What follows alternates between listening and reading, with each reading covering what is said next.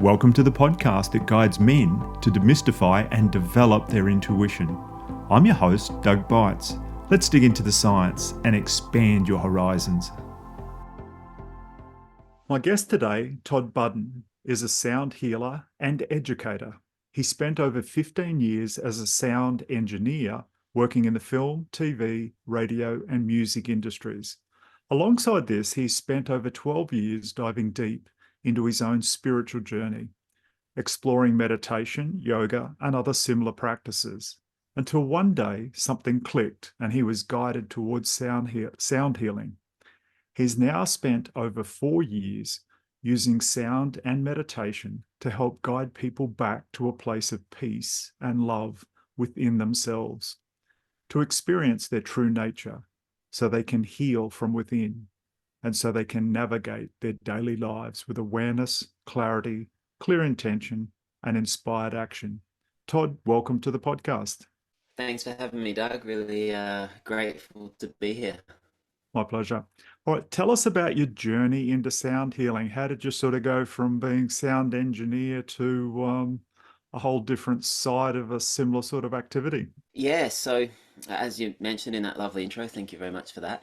Um, so I started off as a sound engineer. I was playing guitar. I was playing in some bands. I was really interested in just music in general from a sort of young age. And then one day I'm in the studio where we're recording some tracks, and I'm fascinated by everything that's going on behind the scenes, the recording console, the faders, the buttons and lights, and all of the different things. And I thought I'm really interested in diving deeper into music and sound and understanding more about it.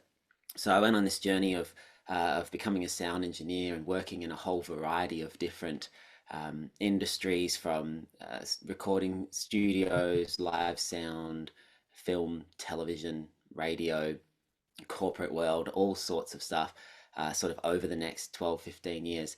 And I really enjoyed it. I loved learning all about sound and how it propagates, the frequencies of sound, how to create spaces and mixes and tracks to sort of pull on certain emotions when it comes to film and TV, or to be able to get the best quality sound when it comes to live sound and radio and so on. And it was interesting because at the same time I was sort of on this spiritual path. I was getting into meditation. I was starting to take care of myself and my own health and my well-being, and I was starting to explore all these different modalities. And I went along to a couple of sound healings years before I, clicked and became. I was fascinated by it, much like I was when I was in that recording studio the first time when I was recording some tracks. And I think I loved the fact that I understood what was going on. I understood the frequencies of sound and the certain instruments, and how they had certain harmonics of frequencies on top of the fundamental note, and all these different things. And it was a beautifully relaxing and sort of healing experience. And anyway, I just sort of went on, carried on with my life, and carried on doing the work I was doing. And then I went along to another one or two, and eventually the penny just dropped. I got this sort of swift kick in the butt from the universe to say, like, pay attention, this is for you, this is what you should be doing. And it was this beautiful just. So I thought, yeah, this is exactly where I need to be. And so I sort of started to collect a few more instruments. I already had a couple that I could use myself, and started to collect a few more instruments. Started to reach out to people sort of in my community, some yoga studios and people I could collaborate with. And within a couple of weeks, I was booked out for the next few months. I had everything I needed, and it just fit so beautifully and effortlessly. And it was like I had been doing it for years, even though I had just started. So yeah, I'm very grateful that I'm on this path now. And when I look back, I sort of think, well, how did it take me so long to realize that this was the path? But then at the same time, you can't really sort of question that journey in hindsight. You know, it's all part of the process, and I obviously wasn't ready until that point to take that next step towards sound healing. So yeah, it's quite an interesting transition. Yeah, just something you said there, like you were all of a sudden, it just seemed like you'd been doing it for years. I just was remembering myself as a 11-year-old. Up until that point, I had a bicycle. And when I turned 11, we moved to become the caretakers of a rock quarry where my dad worked. And Okay. there was 400 acres. So dad bought me a mini bike. And within days of getting off my bicycle onto that mini bike, I was free as a bird. Like it didn't take long to, it was the next step in my little evolution of moving along on two wheels. So I guess for you, the sound engineering, it's so yeah, it's similar but different. And I'm curious, you talked there. Now, was it in your normal sound engineering training and work where you started to learn about emotions? That's an interesting question, actually. So, as far as just dealing with my own emotional states and emotional sort of evolution, if you like, that was something that came a little more um, naturally and in my own personal journey. Um, just diving deep into meditation. I was probably about 20, or say 26-ish when I really started to get into meditation um, and so I started to look into my own awareness of how I feel and what's going on in my life and started to get an idea of when certain emotions were coming up, what was triggering them. That it's okay to sit with them and to get some more clarity around them, and those sorts of things. Um, but I did know from my sound engineering background that different frequencies could impact us as humans in different ways. Now, I didn't know specifically, I didn't know exactly what frequency would be good for, certain components of the body, the heart or the throat or anything like that. And I didn't know about the chakra system and those sorts of things yet, but I did understand that the different frequencies of sound had that impact on us. And that was especially from my days as a sound designer on film, because you're using a lot of sounds in an emotive way to be able to bring forth that sort of emotional experience with the visual. And so I really started to understand the difference between a sort of long, drawn out string instrument and how that would feel compared to a short, stabby sort of instrument, and being able to utilize that to be able to work with different sort of emotions and try and get that emotive response from people. Yeah. So on that, like, you can imagine watching a horror movie or a thriller with no sound. It's just not there. Like, um, and I'm curious now. So if you want to make someone anxious in a movie, like a thriller, like, you're taking them to this, who's in that dark corner sort of thing. Are you playing? Is it a high frequency? Is it a low frequency? Is it a what? Where are you? Well, What what it's more to, what's going to stir them there? yeah, yeah. So it's more to do with the rhythm more than anything. And you probably know this, and anyone listening, if you sort of cast your mind back to any of those sort of thriller horror type films you've seen over the years, you have that quickening of sound. That rhythm starts to build. You get that Like pulse. the You Jaws get that. music. Da, da, Yeah, da, da, da. exactly. That's it, Right. the classic Jaws music. And it starts to build. And it's the same with most of these sort of films, unless they're a little more artsy and they've gone in a sort of unique direction, but just the sort of more mainstream style.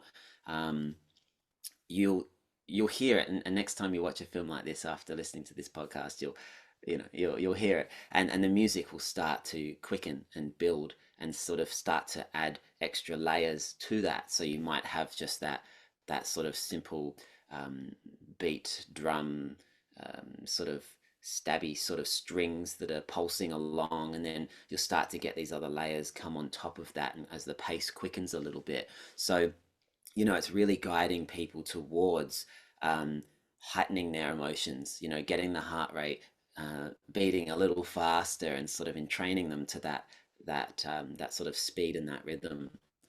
As for the frequencies and the sort of sounds specifically, you can definitely utilize like dissonant chords and dissonant notes. So they're the ones that aren't nicely harmonically in tune for the ear. They're not like the perfect chord on a piano or a guitar. They're the ones that have got the flat notes and the sharps, and they're slightly a little bit off to the ears. A little bit disconcerting to the ears. And so some of those notes start to come in as well. And that's sort of that classic old school sort of shrieking, stabbing sound that you get in a lot of those horror thriller films, because it isn't meant to be something that's pleasant to the ears, because it's clearly not pleasant to the eyes either. And so that's tied in with the visual quite nicely. Yeah, and a minute ago used that word entraining, and so I'm curious there. Like, oh, 6 months ago, I interviewed a gentleman who'd had a near-death experience when he Mm. was 16. Since then, his life is quite different. He can see sounds, he sees auras, etc. And I'm just wondering if we could see sound and see it vibrating towards our bodies and in training us into it.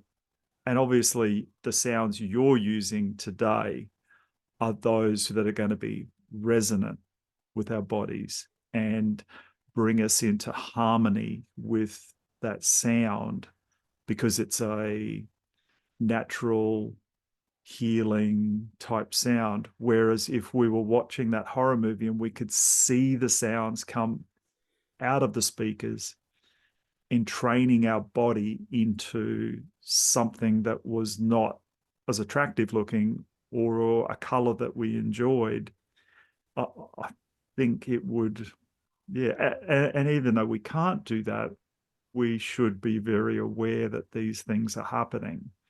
And the majority of the sounds we hear on the planet aren't necessarily, those through movies and things like that, that some of them are designed to throw us out. Whereas Yeah.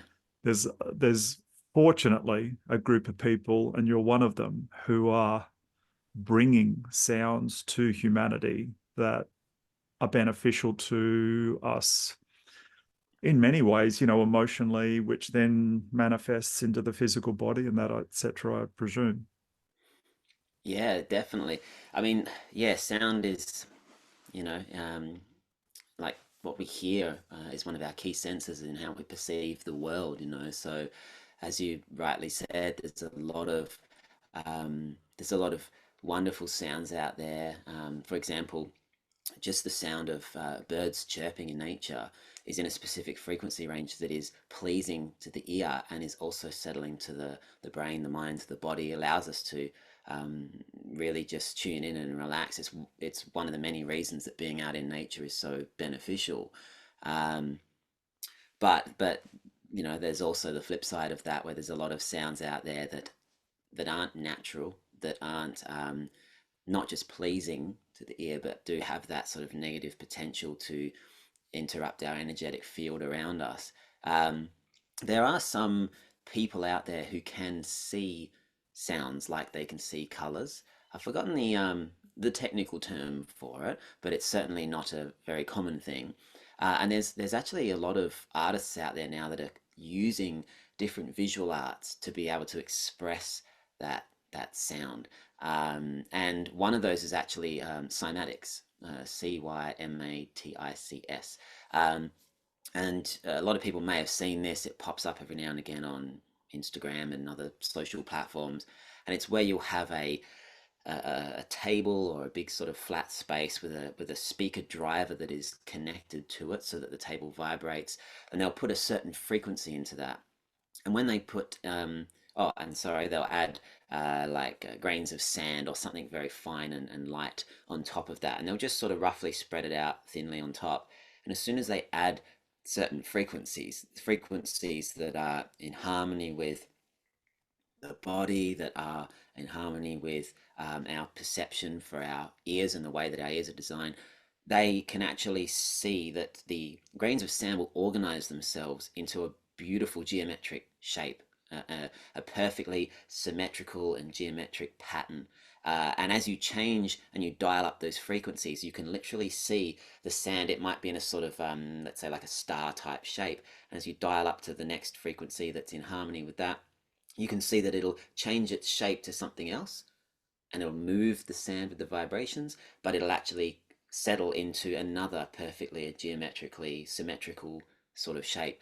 So there's some really awesome ways that people are using visuals to bring that element of sound to life, and so that people can sort of see, because like you said, we can't really sort of see sound. We can certainly feel sound, and that's what I do with a lot of my instruments. A big shamanic drum right here, and playing it over the body, you can feel those vibrations of sound sort of hitting you. Um, but obviously, it's not something that we can necessarily see, at least not without some sort of a deeper training and other things that hey, anything's possible.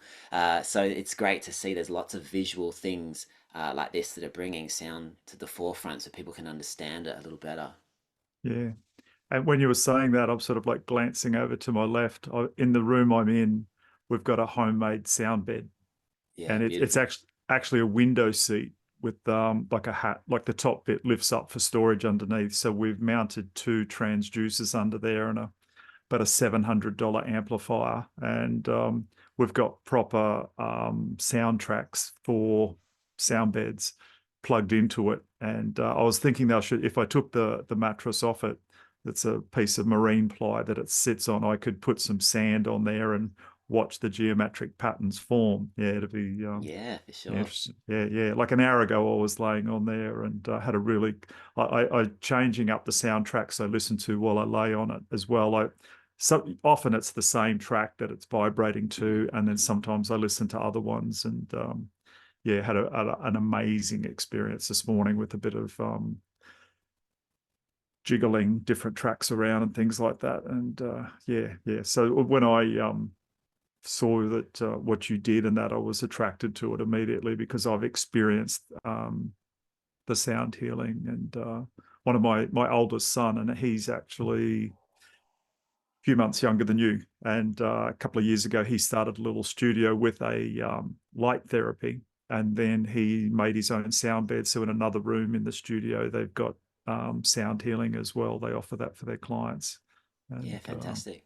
yeah, yeah. So it's and the light therapy is amazing. It's a very expensive light that was developed in Austria 10 plus years ago, and it Mm. just puts out white light. But you lay there with your eyes closed, depending what music you're listening to, kaleidoscope of insane colors and patterns that change multiple times a second. With your eyes closed, it's you would swear that there's so much color coming out of the light, but there's Mm. none, and it all depends what music you've got going on, Mm. etc. And Sounds wonderful. yeah, I've done over 60 sessions on it, and I've tested it a few times. I've had one or two beers before I've went under it, and that took it still had some effect, but not even half. Like Mm. it detracted from it completely, and I Yeah. was like, forget that.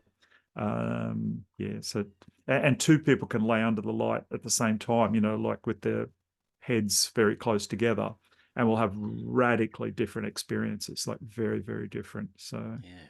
yeah, yeah. So it's that, and again, it's a frequency going through the eyelids.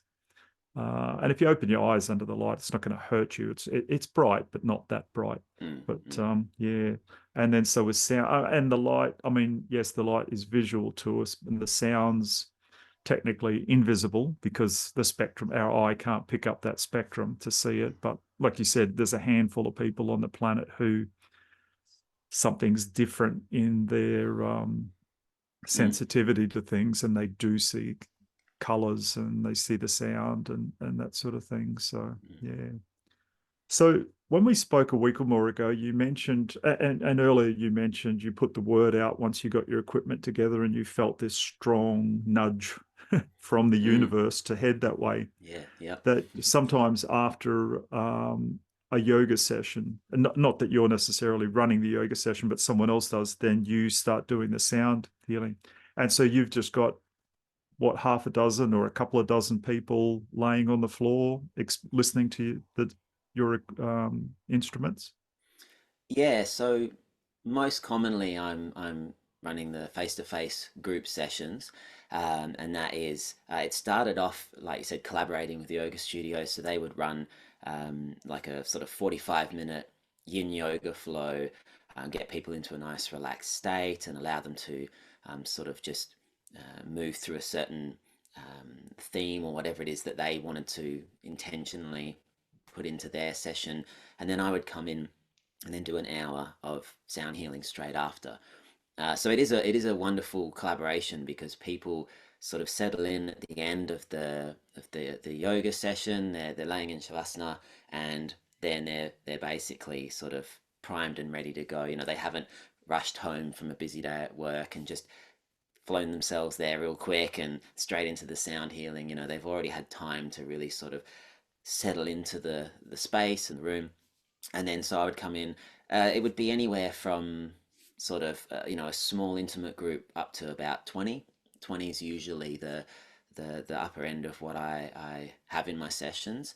One of the main reasons is not just the size of the spaces that I'm in, but also I don't mic up any of the instruments when I do my sessions. I know that a lot of sound healers do, and nothing wrong with that. But I just felt that sort of with this background of understanding how not just how sound travels, but also how it's transduced from the acoustic through the microphone into the physical, then the electrical through the equipment, and then back the other way to get back to the acoustic as it comes out the speaker.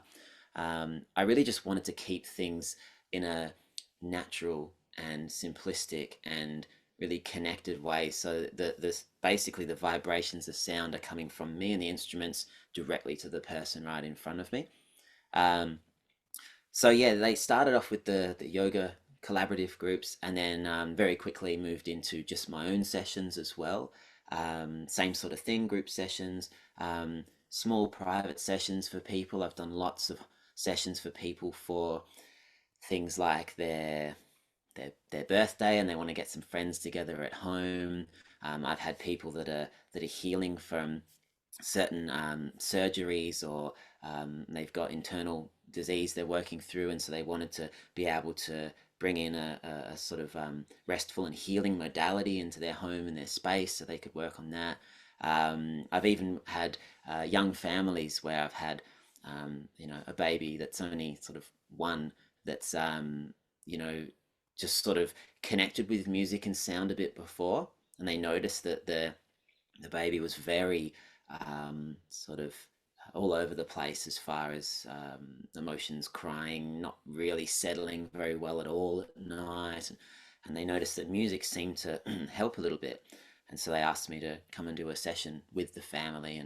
And it was really interesting because I just sort of had to move and work with them and the bub and make sure that was all good. And they said at the end, through tears, they said at the end that it was the most peaceful and still that their baby had ever been since being born for the last year. And we had a really good conversation about music and sound and frequencies, and so they were going to then invite some more sound and music into their home, into their life, using bowls and various things to be able to use that as a tool to help their bub sort of soothe and settle for food and for sleep and all the other things that babies need to settle for. Yeah. Beautiful. So it's one of those things that has sort of evolved where I've been working with lots of different people and lots of different sort of ailments and things they might be going through, even into the workplace as well, because it's something that's so beneficial for stress and for mental health and all these sorts of things too. So being able to get people in the workplace to be able to come in. If I'm set up at their workspace or at a studio nearby, for them to just come in and spend some time to be able to take a load off and be able to get that deep rest, to be able to shift any of that sort of stagnant and stuck energy that's perhaps no longer serving them or doing them any good, and be able to sort of be open and get more clarity and invite in more of this peace and love and stillness and all these wonderful things that we should certainly be doing as much as we can in our lives each day and each week. Um, and that's actually sort of more recently then expanded into online sessions as well. I had a lot of people that were asking me over the last few years about running these sound healing journeys online because they could only get to my session, once every month or so. And I sort of moved between, I'm down in Albany in Western Australia, and I moved between Albany and Perth a bit with other work and family. And so I'm not sort of always in the one spot running them consistently every week. Um, so people started to ask me, like, do you have recordings? Can I do this online?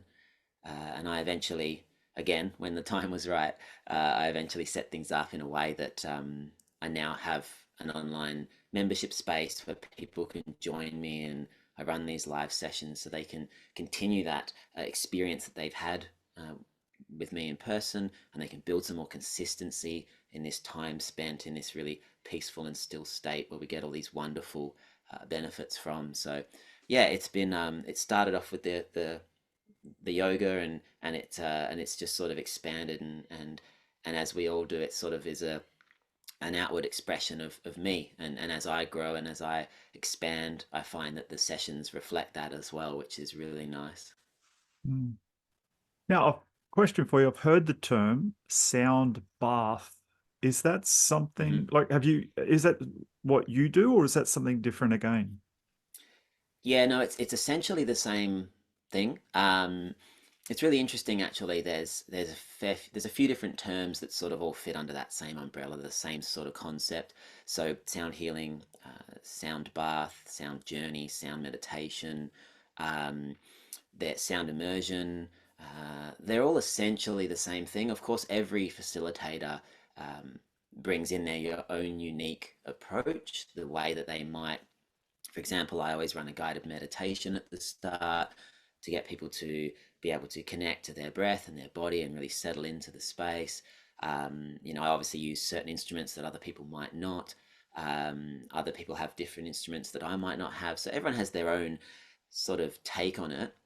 And I think it is probably a good point to note as well that when I say sound healing, whilst the vibrations of the sound do have a physical impact on the body and the cellular structure of the body, a majority, if not most, if not all, of the healing is done within.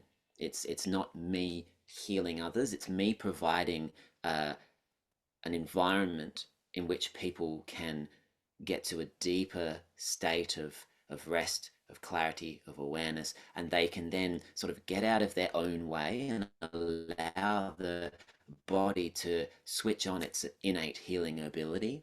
Um, and so that's something that I think is important to know. It's not necessarily some sort of magical healing that I'm doing. I'm essentially well, I think it's pretty magical, but I'm essentially just providing this environment in this space that is conducive of this healing, so that people can then bring forth that healing that they have within themselves to heal or work through whatever it might be. Yeah, beautiful. I'm curious now as well, because the podcast's all about men developing their intuition, and I believe with the sound can help people with intuition. What percentage of your clientele would be male? That's a very good question. So there's been quite a lot of sessions where it's been just the token guy, and I'm always so grateful and happy to see when there is, even if there is just one guy that rocks up to a session. I always make sure to point that out and say, like, it's so amazing that you've come along, because historically guys are a little more hesitant to come along to these things. Women are generally more open to getting together in community, to being able to to share their experiences, to talk about feelings and emotions, to be vulnerable in these experiences, to allow themselves to feel whatever comes up for them during these sessions. But thankfully, there has been a shift in that in recent months, recent years, where more and more guys are coming along to the sessions. That sort of that token guy is now turned into an average of 4 every session. And then I've even had some sessions where, for example, I was working with a men's group over in Denmark in the southwest here. And I did a session for them, and it was 12 guys. They get together every week or two, and they just have a fairly casual men's group. They sit around the fire, they talk about things, they just express what's going on in their life, and they've just created this really nice sort of loving and safe and casual sort of space where they can share with each other. And one of the guys reached out to me and said, we'd love to have this experience. And it was beautiful. It was amazing. It was a completely different energy because it was obviously all masculine, all guys. And I found that at the end of the session, because the guys were also used to spending time with each other, I hardly even had to sort of prompt to get some feedback and sharing and ask them any questions. They were just straight into how they felt and what that did for them. And I remember specifically one of the guys had been struggling to deal with some situations with his ex, and they had kids together, and he said during the session he had this overwhelming sense of peace around the whole situation that had been quite tricky for him, but he also really got some clarity around um, sort of being grateful for for her, and obviously because of the fact they had kids together, and what he needed to do to move forward to make that relationship a healthy, stable one, even though they're no longer intimate and together. And so yeah, it was really a beautiful experience, and the guys especially respond to a lot more of those grounding instruments like the didge, the shamanic drum, feeling that vibration over the body of the drum. And so there's been quite a few sessions now where more and more guys are coming along, and it's really encouraging. It's really really good to see. Yeah. Yep. So with your saying with that gentleman, with his partner not to do, to me, what Mm, I'm hearing, now this is just me, I'm not saying this is what's going on.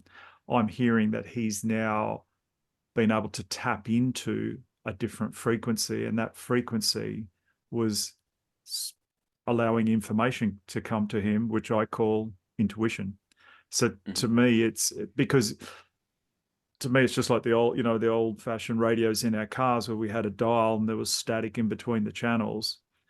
He's the sound vibrations that you were physically putting out, that his body was sensing and receiving, has now allowed a different frequency to come through. He's able to tune in differently. And as usual, the universe turns up with beneficial information because I believe it's got our back and won't do us wrong. mhm, And yeah, so he's put himself into a situation where he's now been able to hear that. So there's lots and lots of things that men can do to increase their intuition. And I believe this definitely to be one of them. Hence, an hour ago, I spent 30 minutes on our sound bed at home.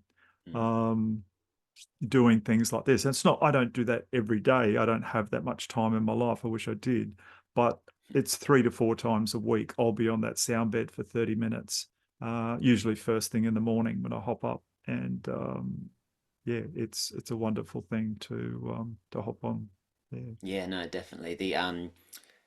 It is, and when I say that, people get a deep sense of sort of clarity and awareness around things that might be happening for themselves in their life, essentially that is intuition, as you said. That is they're allowing themselves to rest deeply, to get into a state where they're letting go of any sort of fears and stress and worries, and they're peeling off some of those top layers so they can get back to that true nature, that being underneath that is peaceful, loving, intuitive, aware, present, all of these wonderful things. And so when they get to that place, that's when these things come through. They have these little aha moments. They have these little feelings, or um, I wouldn't call them thoughts. They just sort of appear intuitively. But these things come in where they can suddenly go, you know what, that's what it is, or that's what I need to do, or for the very same sort of reason, the same sort of thing that happened to me when I first had that aha moment with the transitioning into sound healing and it being the right thing to do. I didn't think about it. I didn't write it down and say it 10 times until it felt good enough. It literally just was like it had been placed in my being as that's what you need to do. And it just, it often feels like it comes out of nowhere. It's almost feels like you've made it up, but at the same time, there's been no thought process or nothing. And that's when you know that that's just intuitively come through. And so, yeah, a lot of guys have had wonderful experiences in the sessions. And also because quite a few will come to the sessions sort of thinking, maybe being dragged along by their partner sometimes, but they'll come to the session and they'll think, oh yeah, I'll give it a shot, something different, I guess. And perhaps they've never experienced anything similar. And they're the ones that often have the most profound experiences because they don't have expectations of what it should be that are getting in the way of that experience. Um, I had one guy who said it was like the best sleep he's had in 10 years. And I could physically see and feel that his body just let go and he just sort of melted into the floor and he was out cold. And some people just really need that. And then I had another gentleman recently who, unfortunately, his mother had passed earlier this year and she was overseas and he couldn't be back to see her. And he said during the session he had these visions and feelings that she was right there in front of him. And he said it was so realistic. He said it was like she was in the room and she came through and he shed a few tears. He actually was able to process some of that grief that he'd been putting aside, and also some of that frustration, shame, whatever sort of words he may have used. Obviously, it's his story, but around the fact that he wasn't able to be back there to be with her when she passed, and so he got that sort of that closure and that sort of come through. So yeah, there really are some wonderful benefits from being involved in these sound healing journeys, if you like. Yeah, so it's different for everyone, and it's what we all need at the time. That's why it's different, because we all need something different. So I'm Yeah. curious, through the sessions or towards the end of the session, do you usually, like at the end when it's over, do you usually have a little chat with your clients, and does any intuitive information ever come through you to share with them? Yeah, sometimes. So I do love to have the time and the space to be able to sit and allow people the chance to share, to be able to sort of dive into their experience a little bit. Because as you just said before, like everyone is having a different experience. Even though we're all in the same room, we're all having the same external experience. Everyone's internal experience is completely different. And I've had people that have come along to sessions that have been 2 nights in a row, or at the same space and the same setup, 1 week apart, and they've had a completely different experience to the time before. So it is really something that I'm uh, really keen to do, is to be able to get people to, or allow people to share that experience, to be able to voice it so that they get a chance to understand it better. Perhaps they can ask me some questions and I can help them dive a little deeper. And I certainly have the opportunity to do that a lot more with the online and with the sort of private and smaller group sessions. Sometimes with the big sessions, it's a little harder just due to time constraints. But I always encourage people to reach out and to share and often people will message me the next day and say, I had this experience and what do you think it means? Or I had this experience and it felt this way and thank you and all these sorts of things. Um, so it is, yeah, it is something that like I do get some of these intuitions coming through. I don't profess to be psychic or any of these sort of wonderful abilities that many people have, not at all. But I have done, in fact, there's one really great story that I'll share with you quickly. I was doing a private session for a lady in her home, and I was moving through the different instruments, and I got to my shamanic drum, and I was playing it over the body. And I generally like to play this for at least 10 minutes in a session, because that allows people to have enough time to really have the brain in training to that rhythm, and helping them shift down into that lower sort of state of consciousness, that state of being. And I'm playing the drum, and I'm sort of moving around over the body, and I'm just present. I don't sort of um, try and say or do anything. I just literally be still and present. My mind's usually very empty, um, sort of in a very conduit like state, so that if anything can come through, it can. And as I moved the drum and I was about to sort of transition onto the next instrument, it was like my elbow had just hit like a solid brick wall. And as I moved across, and I had this instant knowing, this intuition came through that was like, keep going just a little longer. And at that same moment, I had this little sort of vision that there was someone in the corner of the space, in the corner of her room. And I got this little flash of this guy in a suit. And that was it. It wasn't very descriptive. It was just a gentleman in a suit. He was somehow involved in this and telling me to keep moving back. So I carried on with the drum for another few minutes, and then when I felt it was right, I moved away. And at the end of the session, I shared this with her, and she did talk about how she'd been experiencing some different issues that were relating to around the sacral area where I was playing the drum. So that's obviously one of the reasons why it needed to be happening a little longer. But at the same time, when I explained, and I said I also had this vision of this gentleman in the corner in the suit, and I forgot his name, but she just called him Jerry. She said, "Oh," she said, "Yeah, that's Jerry. He pops up from time to time when I'm doing deep meditations and I'm doing some of this sort of healing type modalities, and he's one of my guides. He just comes through, and I get little nudges every now and again, and I just get this instant sort of intuitive feeling that that's him helping out." Um, so I thought that was a really sort of wonderful intuitive experience that came through and just allowed me to guide the drum back over her for those extra few minutes, because that's obviously what she needed. Interesting. When we spoke a week or more ago, something came to me. Now, it may have come to me intuitively or not. It was just Okay. a thought. So I wrote it down then to Mm. ask you now. And you may go, oh no, because if I was asked that, I would go, no, no. Do you think in a No, you past can ask me life anything. you were ever a shaman? I I have definitely thought about this. Early on, sort of maybe about 3 years ago, I'd only been doing sound healing for about a year, and I was really, really drawn to a lot of the shamanic lineages and a lot of the shamanic work. Um, the drum, the flute, obviously the dig with indigenous here in Australia, but a lot of the shamanic lineages and a lot of the guided shamanic journeys that I'd had a lot of benefits from listening to them. Now I don't know of any connection for me in any of those lineages. I don't, um, I'm English background, and as far as I'm aware, it's all there. But I definitely had that feeling early on that there was a reason I was being drawn towards using a lot of the instruments that they use in a lot of their shamanic ceremonies.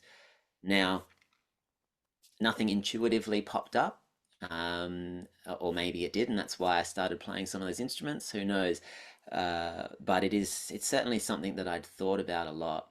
But I do find that one thing that I really resonated with when listening to some of those things was that even though we have all those beautiful historical cultures and different instruments and modalities and different things they use to be able to guide people in these type of ceremonies and healings and all these different things, it's important that we bring our own to it, that we don't try and copy, and we don't try and just take what they did and sort of mimic or sort of create that. We can certainly tap into those sounds, the sort of the underlying principles of some of those ceremonies and things that they do, but it's really important that we bring forth as healers in this sound space that we bring our own energy and our own unique take to it. So I think once I'd had that initial excitement around it and explored some instruments, and I do continue to explore many different instruments, I then sort of settled into my own offering, my own being, my own stillness, and just bring forth that. And I don't sort of call in guides and spirits and various things anymore.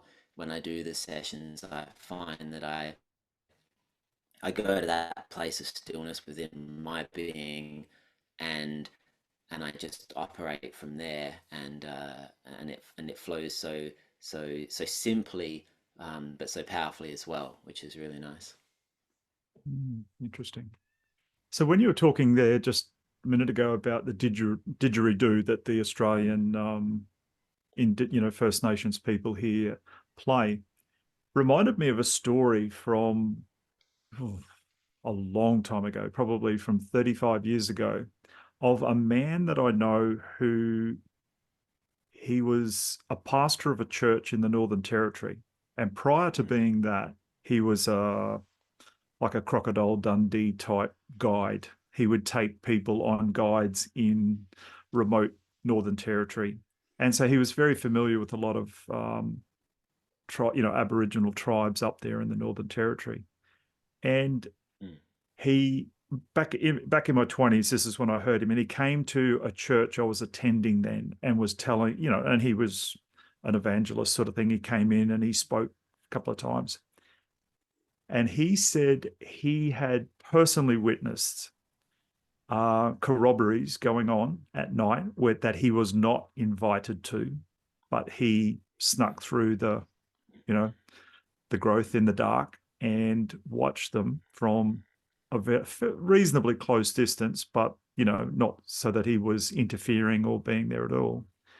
And he said at certain times of the evening, they would get multiple men on the didgeridoos around a post it looked like a fence post in the ground, but it was not mm, held in the ground. It was sitting loose in the ground. And it might have been, you know, 200 mil, like 8 inches round, mm, heavy hardwood post. And these guys with their didgeridoos, not touching it physically, they would lift that thing, levitate that post out of the ground. Now and this guy, he says, I'm a stake on the plate guy. I'm not pie in the sky. And mm, he did not think what these men were doing with their didgeridoos was a good thing. He was telling us that it was, at the time, he felt it was the opposite side of Christianity, if we want to say that. But he said it's yeah. real. He said these guys can do this. He was indicating that they were conjuring up some sort of, assistance from demonic realms, etc. Mm, But other things I've heard is with sound, even though it's invisible, because it's invisible and we can't see it, we feel it's not that powerful. But certain frequencies, etc., apparently can do insanely amazing things. And I always remember this story from this guy. And like, he said, I'm not pie in the sky. I'm not, he said, I've physically, this is not hearsay. I've witnessed it multiple times.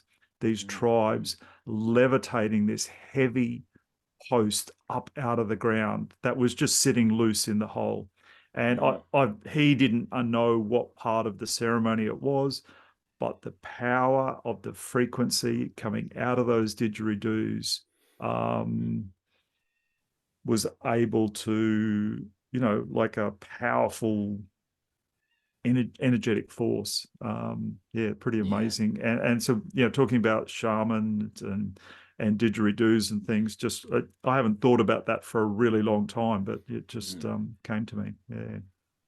Yeah, no, I mean, look, I can't speak to that, but and anything's possible. I mean, you hear some amazing stories and of different things that people can do, and uh, and the way that they use things like sound and vibration to be able to achieve incredible things. And even going way back, I think it was early 1900s, you had people like Raymond Rife that was using specific frequencies to target specific parts of the body to heal disease, and they didn't have the technology of today, and as we sort of come full circle, like a lot of people have in more recent years, that realize that a lot of the ancient cultures and people in the past, they they were able to do some pretty incredible things with sound, especially, but not just with sound, and some of those things have sort of been forgotten. And so I think it is really interesting to explore those areas if you're interested in that, to sort of see what we can learn from that, and what other things have been sort of pushed aside and forgotten, and sort of almost covered up, if you like, because they don't fit the sort of narrative of today. But saying that, thankfully, it is really nice to see, especially in the spaces and the communities that I work and am involved in, that a lot of people are inviting in and bringing in a lot more of those older traditions. Some of those things that might have been considered Eastern woo woo type stuff 10 years ago, 15, 20 years ago, started to come back as being groundbreaking. And there's science out there proving how beneficial that sound is, and how beneficial that meditation or yoga or qigong or whatever it is. And so it's started to come back around. So it's wonderful to see more and more people getting involved in that, and sort of having a bit more trust in the fact that these modalities can be so powerful. Yeah. Yeah, I've even heard mainstream medicine using sound waves to attack gallstones, like to break up Hmm. kidney stones and gallstones and things like Yeah. that, in break them into smaller pieces with sound frequencies. And it's like a non-invasive. It's not like they're blasting you with this huge air pressure, like, or anything like that, but it's the sound waves going in and breaking it up. Yeah. Yeah. Yeah. Yeah. Yeah. So just going back to, you said you've got your online things now that people can, is that on demand, or is that only live when you're doing a live session? So at the moment, the sort of structure for that is that I do two live sessions each month, and I also am diving into some Q&A discussion sessions, because I really want to help guide people that are lost on this sort of spiritual path.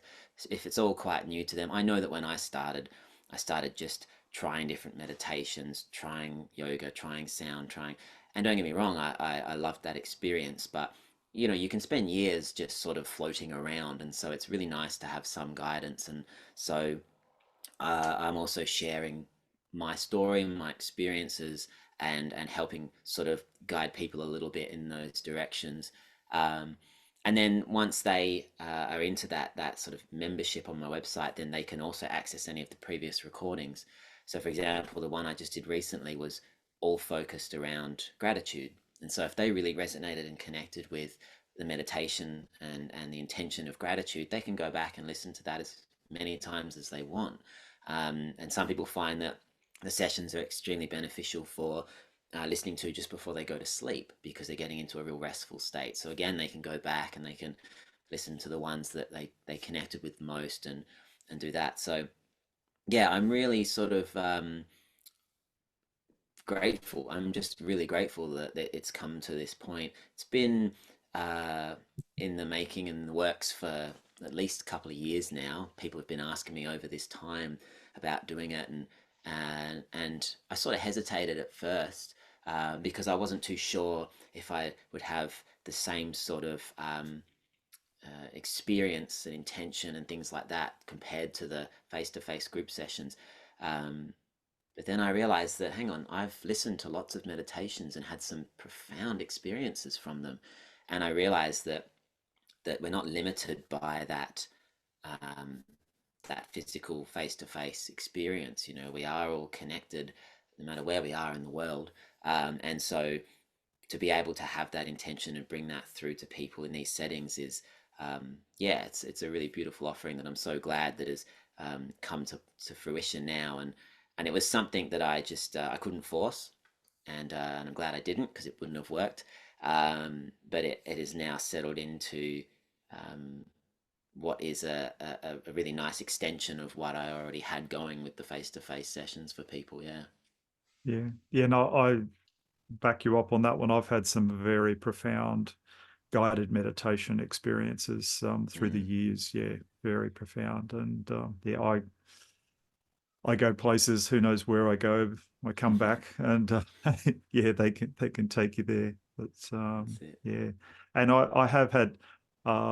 We've got a place that's probably an hour drive from here called the Crystal Castle, and it's they have all these massive crystals that they've brought in from around the Mm. world, and they have twice a day they have a sound session, with the oh, what do you got, the sound bowls, and a Mm. lady will get up there and she just goes with the sound bowls, and yeah, and I'm probably not her favorite client because I nod off and start snoring and my wife's kicking me, and yeah, so it's yeah, anyone who lays near me is like, there's, I'm making a sound, an additional sound to the room that's probably not supposed to be occurring, but yeah, lucky my wife's there. It does happen.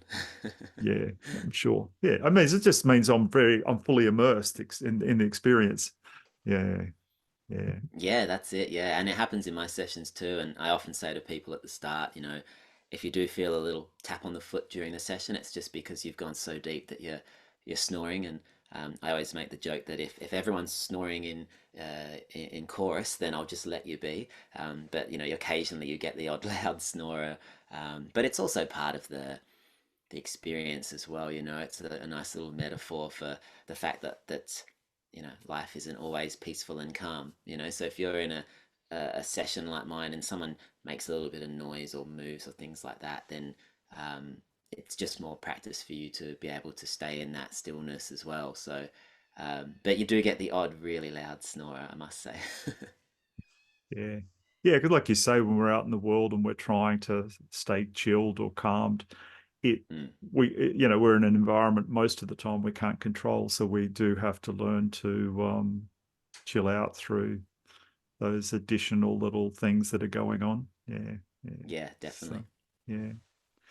So I'm just curious now, if we connected your microphone to all 8.1 billion people on the planet Hmm. and they were all listening to you right now, Todd, but you knew they wouldn't blame, shame, or judge you for anything you said, what would you say to them?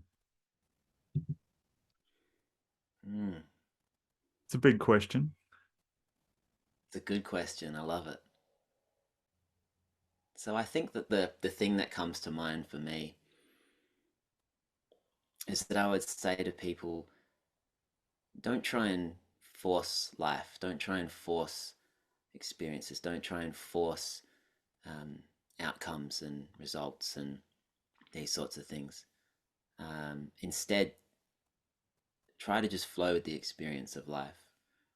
I think that it's really important that people sit and find that stillness. Obviously, through the use of music and sound is a wonderful way to do that. But they find that stillness each day, whether it's for 20 seconds when you're at work between calls, or whether it's for longer periods of time if you're sitting in more sort of a formal meditation or something like that, or you're at a wonderful sound session.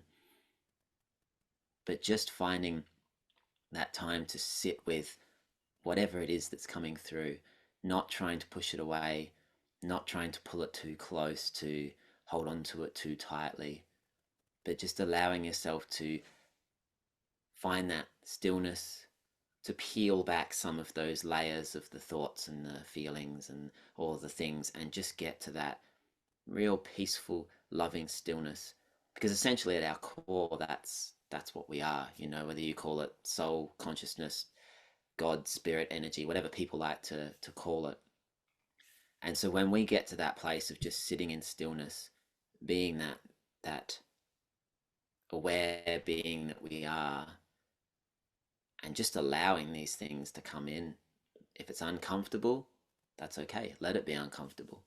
If it's joyous and wonderful, makes you smile, great. Put a big smile on your face. Feel that too. I think that so many people, and it's not just guys, but I know we're sort of talking a little more to guys here, but a lot of people, they they don't allow life to unfold in the way that it needs to, and they miss out on a lot of opportunities to work through that tough stuff, that shadowy, dark stuff, whatever words you use. And when you do just let yourself sit in that stillness and you feel into these things, you find so much wisdom in there. You allow yourself to be able to get clarity around what it is, where's it coming from, why is it coming up, what's triggering it to come up.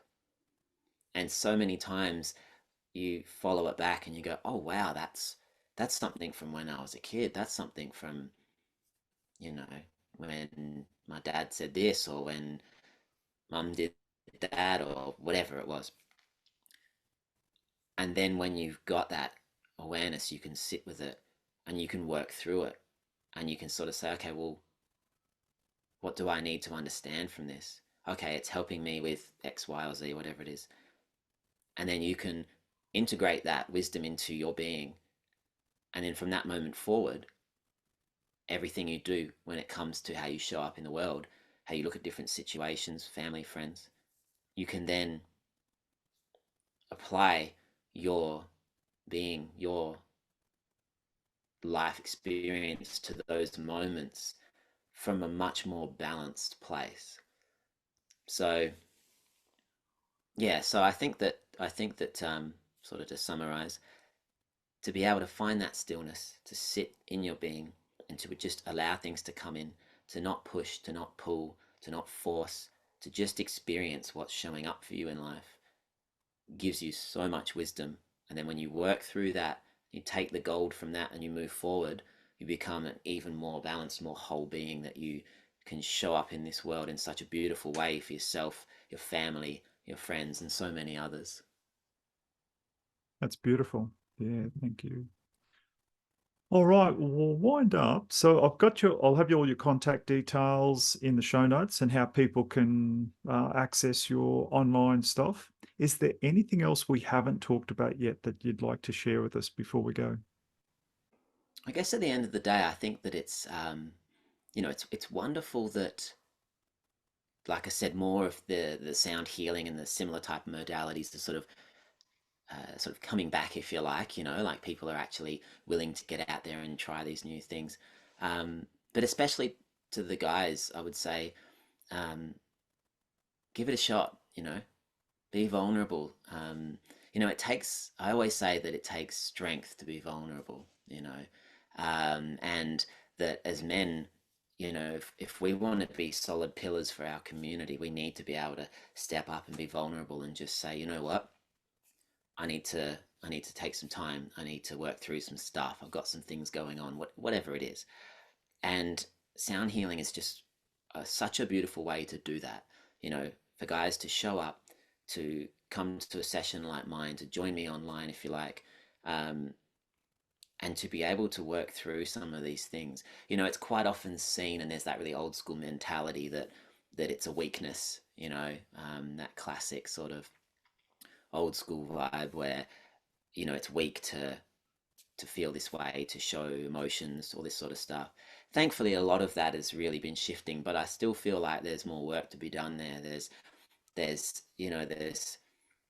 still a lot of opportunity out there for guys to come forth and to be able to just put their hand up and say, hey, I got some stuff going on, and I need to sit with it, and I need to work through it, and I might even need some help and guidance to do that. You know, um, so yeah, so for any of the guys listening, please just get out there and give it a shot.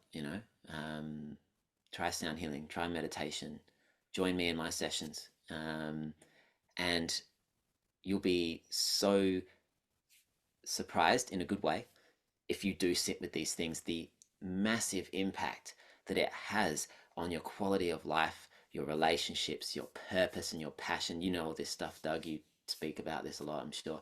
Um, But all of these wonderful things, and all of a sudden, just getting clarity around something and shifting that in your life can open up the door to so much more love and peace and amazing life experiences.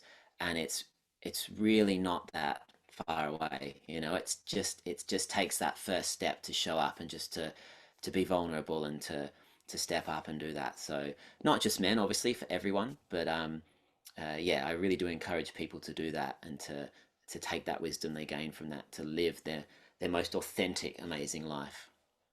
Yeah, yeah. You most, and if you look, if some of the guys have what, I'm sure they've all watched plenty of Hollywood movies. All of the all real life sports stars or people they idolize who are their heroes, they have all made themselves vulnerable. They all get assistance. None of the people Yeah. that any of the men that are listening to that they worship, idolize, respect, or think are really good guys, none of them have done it on their own. They've all Mm-hmm. had help from somewhere or someone or multiple coaches, etc. And for the sound healing, I see that it's one of those things that will Mm-hmm. assist you for the better. It will, and look, it's just relaxing. You lay there for half an hour, or whatever it is, and you've just chilled out. There's no pressure. You turn your phone off, you leave it in the car, whatever, and just chill. And you'll come out of there a better person every Yeah. time. Yeah. Yeah. Yeah. I know. I Yeah. feel like it's definitely, um, this type of approach, this sort of modality, this way of being is definitely a way of the future. For people to be able to use these natural things like sounds and vibrations that make up everything around us, um, to be able to be still and to get clarity and to heal and all these wonderful things. Yeah, it is. It was a way of the past and it's been remembered, and it's definitely a way of the future too. Yeah. Awesome. Awesome. Thank you for your time, Todd. I think it's a wonderful use of both of our times and the people listening, and really appreciate it and encourage anyone listening to, if you don't live down near Albany or Perth in Western Australia, jump on the website, have a look, and access it online. Yeah, All no right. worries. Doug, thank you so much for your time. Really grateful to be here and to share with your audience. So appreciate you and all you do. And yeah, thank you very much. Awesome. Thanks for your time, Todd. Bye-bye. Well, we're at the end of another thought-provoking episode. Remember to subscribe so you'll be alerted to new episodes. I want to say thank you to the men who are joining me on this journey of intuitive development. I truly hope our time together has expanded your reality and reinforced trust in your ever-reliable gut feeling. Embrace your intuition. It will not lead you astray.